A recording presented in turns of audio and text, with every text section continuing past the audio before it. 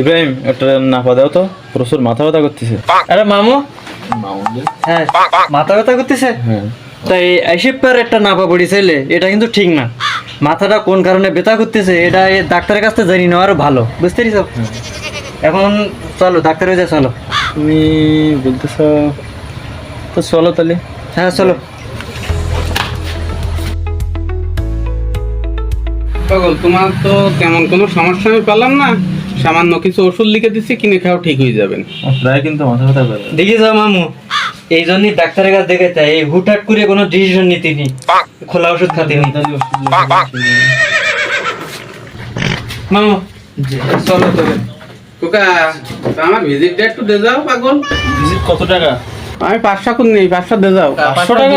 হ্যাঁ, আরে এই এলাকার মধ্যে এই ভালো ডাক্তার না, 500 টাকা তো দিয়ে দাও দিতে। এটা বড় একটা রোগ তো সেই জায়গায় বোঝা গেছে। আচ্ছা কোকা, দাও ওষুধগুলো কিনে খাও, ঠিক হয়ে যাবে। ছোট ভাই, এই ওষুধটা দাও তুমি।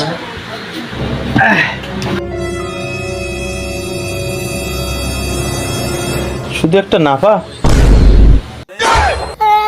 মামু তুমি কাজটুক করলে কি? তুমি তুমি মার ভাই মামু হয়ে আমার 500 টাকা গুণগত দিলে। সেই তো আমার একটা নাপাই দিল, কিন্তু নাপাই নিচ্ছিলাম এখান থেকে। 500 টাকা আমার গুণগত দিলে মামু।